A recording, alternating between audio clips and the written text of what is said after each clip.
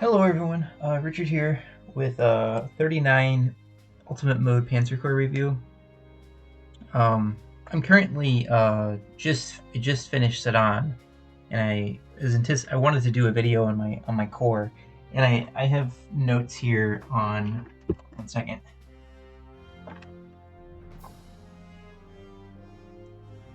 I have notes here on my last attempt when I did Ultimate Mode compared to this one. And I think I'm doing well. It's not. I think I am objectively doing a lot better. It's pretty scary how much better I'm doing. So let me just show you the units.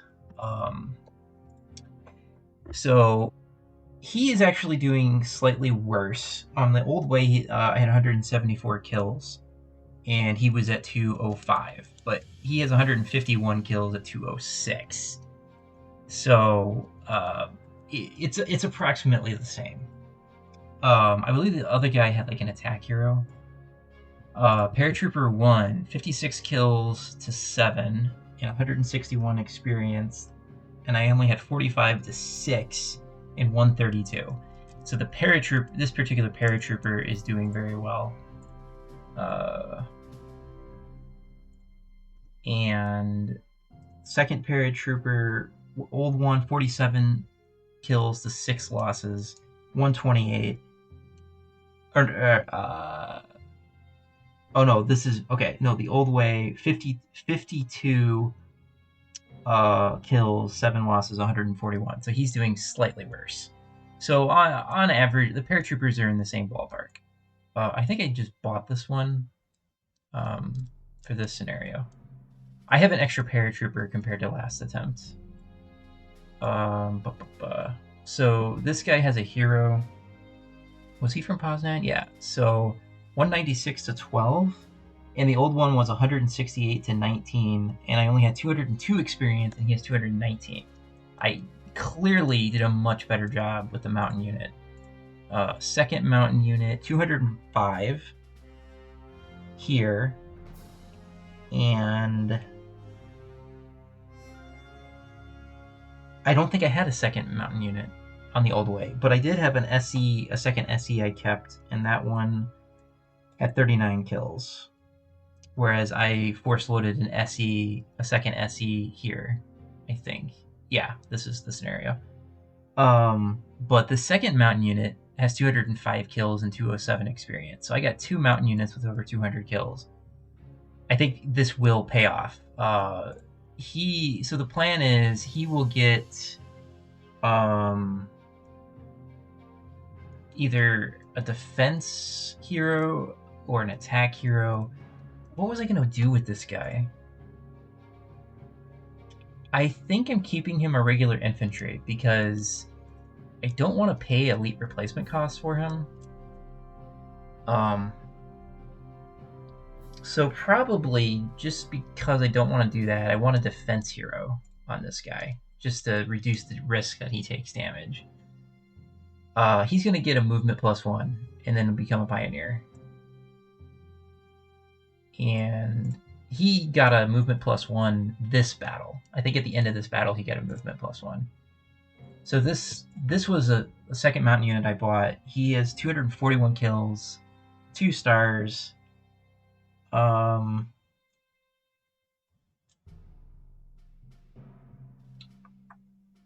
don't have a comparison. I have a couple of extra infantry. So anyway, look at his kills. 241. It's insane.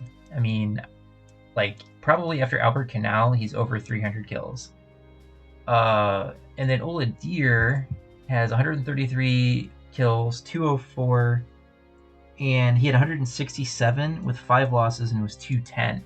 So I handled Ola Deer much better. You know, I deployed him in more scenarios, but he has less kills. So I was using him very efficiently. And this SE, 112 to 17 losses. I had 188 to 11 losses and 183 experience. That's because I keep giving him regular replacements. And I think it doesn't make a difference. I think he's 2 stars after Albert. This is when I start giving everybody elite replacements. Yeah. Oh, okay. This is my starting Panzer 1. 163 kills to 7 losses, maxed experience. The old Panzer 1 only had 76 kills and 165 experience. So I handled this much, much better, and because I have a stronger Panzer 4, it's going to make Albert Canal and The Hague and Sedan go much easier. I farmed like hell with him, so I can try to get him a hero. And Kesha, 126 kills, and Old Guy had 108 and way less experience, like 148. So I used Kesha very aggressively, and it paid off. It took to the end of Narvik to get him to over 2 stars. The Scout, 72 kills to 4. Old Scout, 96 kills, 176 experience. Yeah, I use the Scout less, but I think in practice, it's not a huge difference. This is huge. My pack had 79 kills, 2 losses last time, 170 experience, 116 kills to 1 loss, and 206 experience. I was so much more aggressive with him, and I even didn't. I refrained from deploying him, I think, at Oslo because I needed to work on the Panzerjäger, but he still crossed 100 kills. This is a target, like cross 100 kills, hit 2 stars. You should be able to do that through 5, no, 6, 7, 8. So I used him in 8 scenarios. I didn't use him at Warsaw, Oslo, or Narvik. And I never gave him elite replacements. So you can achieve a lot without spending. So that's huge, the anti-tank. I had an extra Panzerjäger that I messed around with last time, but I didn't do that this time because I wanted the Toad anti-tank to get that attention, and it paid off because it's easier to level up the Panzerjäger than the Toad anti-tank. This Panzerjäger, 23 to 1, not as good as one of them, 45 to 3, and more experience. That's because I gave a lot more attention to the Toad, but he got 1 star, so it's not a big deal. After Albert Canal, I have a second Panzerjäger at 1 star, so I'm getting ready to roll with those. Basically, running through my artillery did better in kills and losses in all but like 1 instance, I think. Oh no, I actually did worse. In most cases, I did worse, but I took way fewer losses. And it's not a big deal. I probably took like 100 less kills, and there's a lot of RNG with it.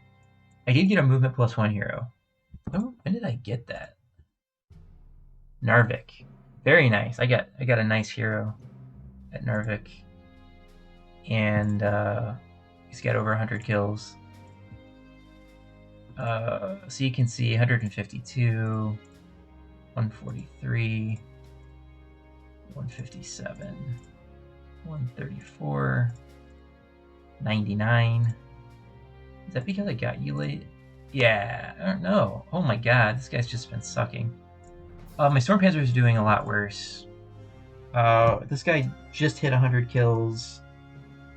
One of my Storm Panzers was 121, and the other was 149, and my second Storm Panzer was 86. But I think there's a lot of RNG. I also deployed them 1 less scenario, maybe 2 less scenarios, and that probably explains it.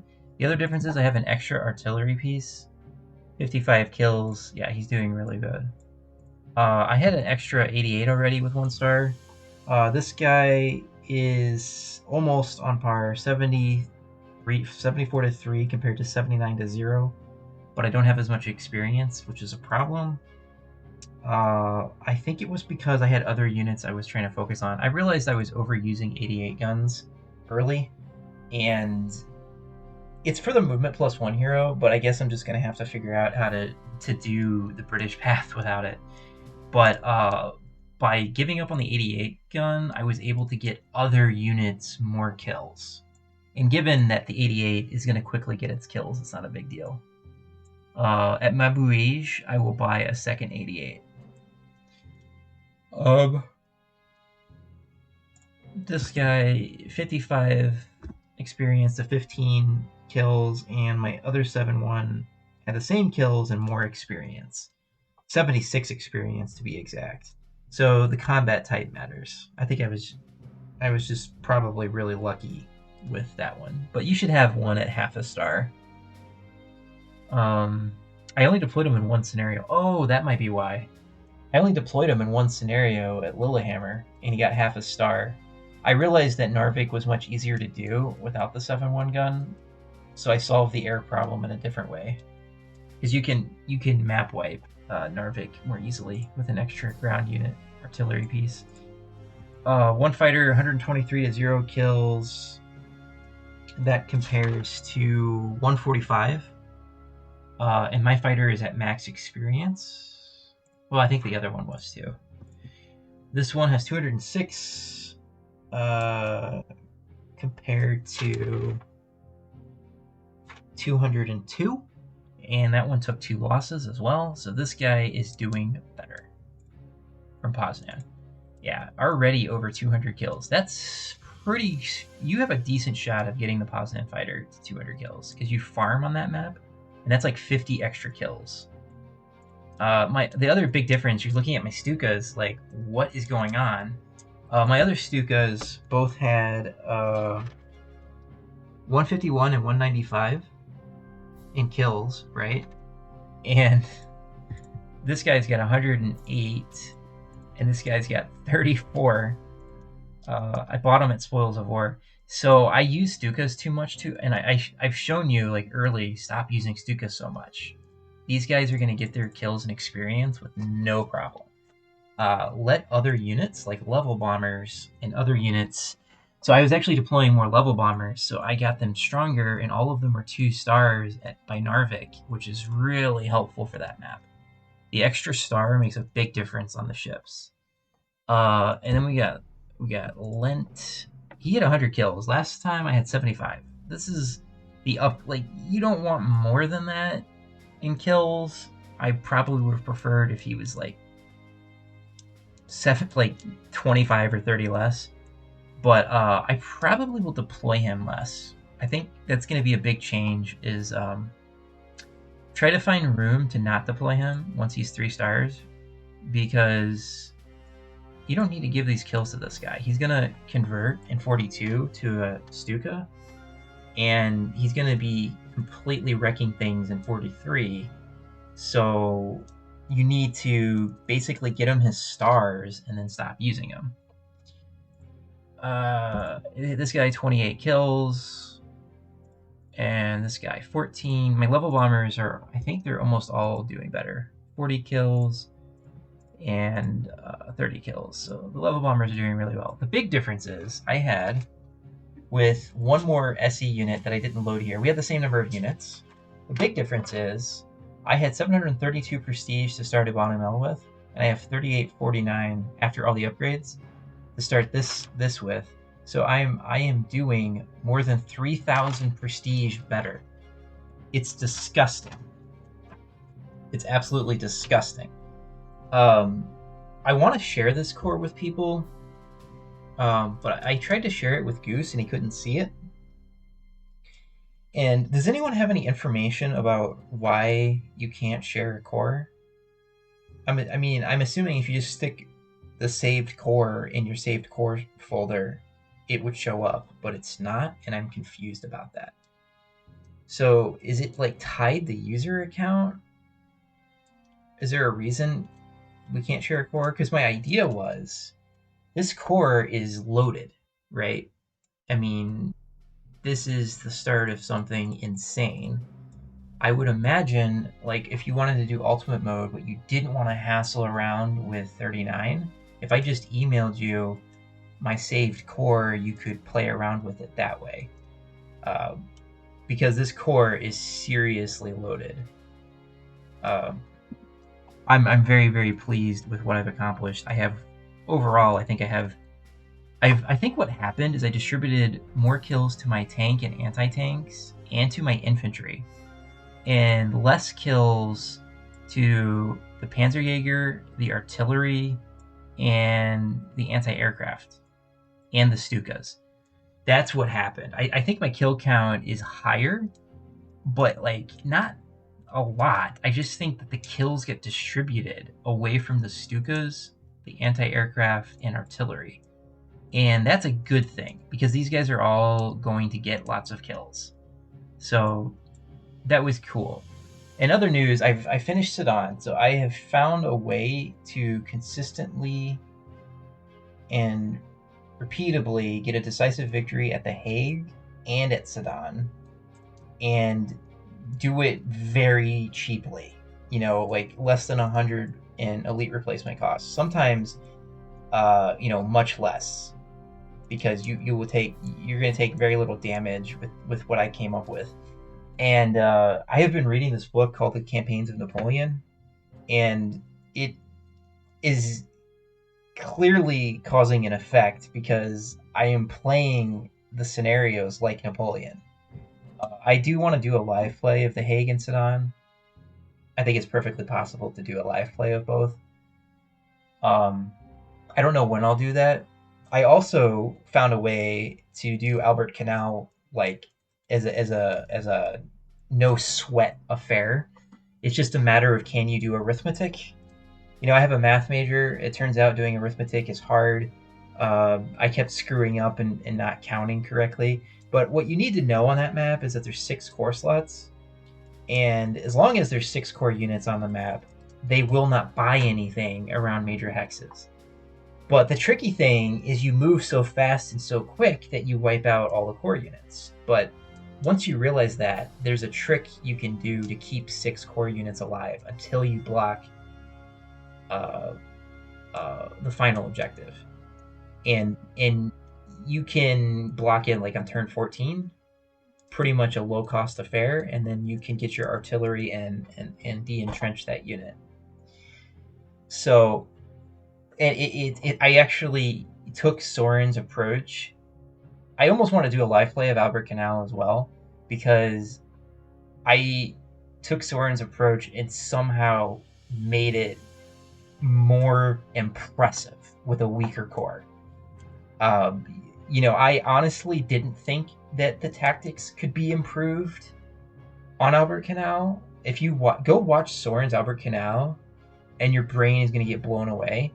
But I actually did better on the tactics. And what's scary is I think that like after turn 8, I actually think there might be small like tactical improvements to do. Maybe.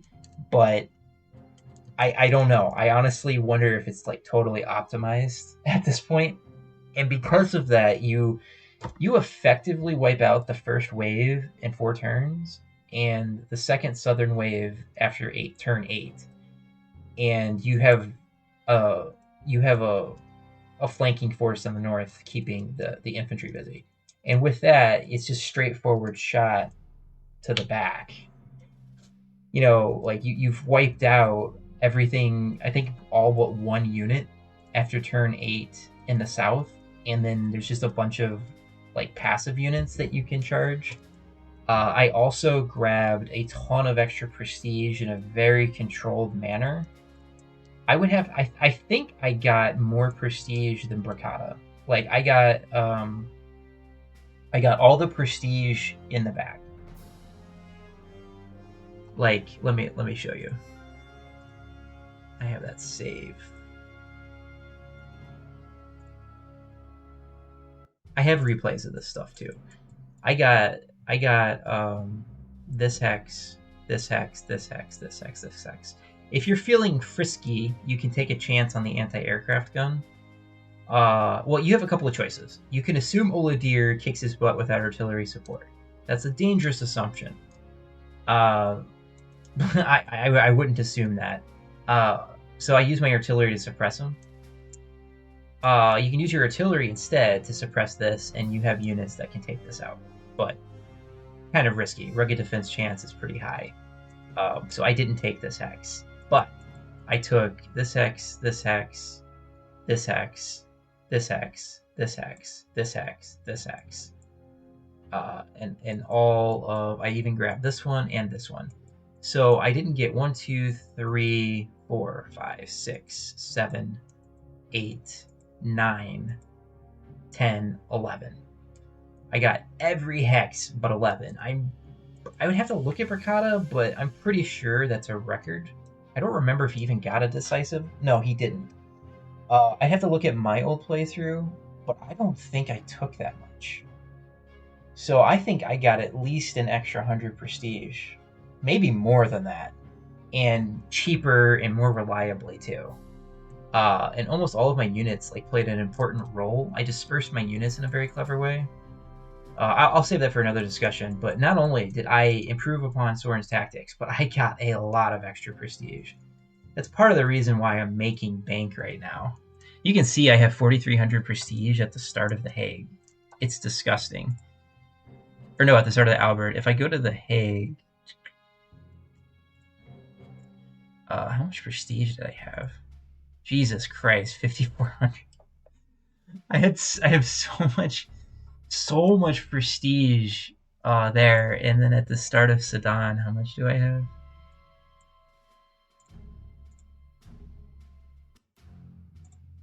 6,000. Holy crap! That is so much prestige, and then at Mabuish, how much do I have? 7,900. Oh my god, that is so much prestige. I cannot believe how much prestige that is.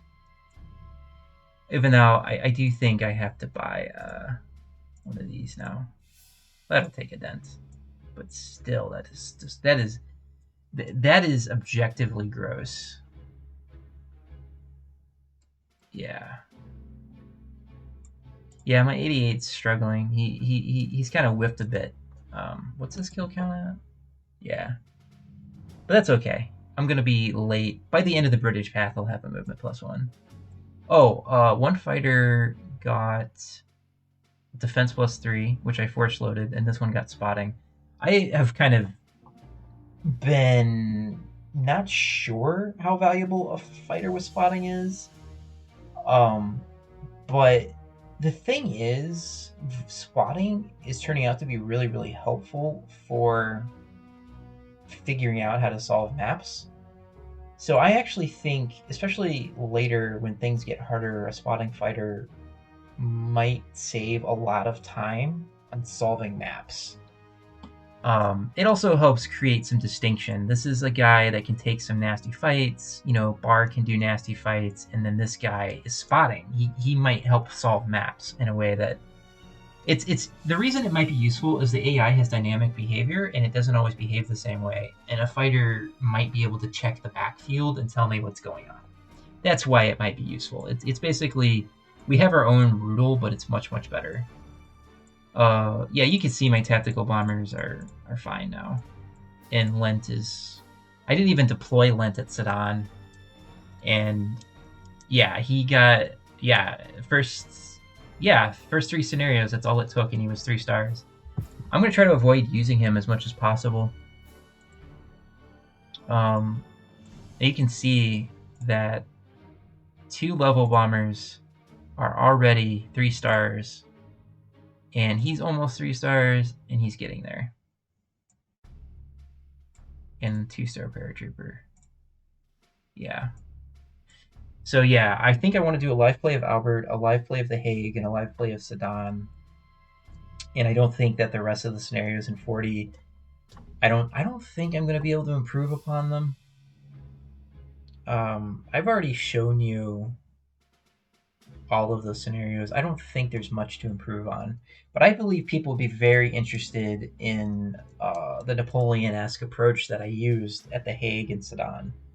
So I've been reading this book called The Campaigns of Napoleon, and it goes into great detail about how he solved campaigns, and he kind of knew where the enemy was going to be, and he kind of knew where battlefields were going to be, and he was very mobile with his core. Like his core was doing blitzkrieg before blitzkrieg was a concept.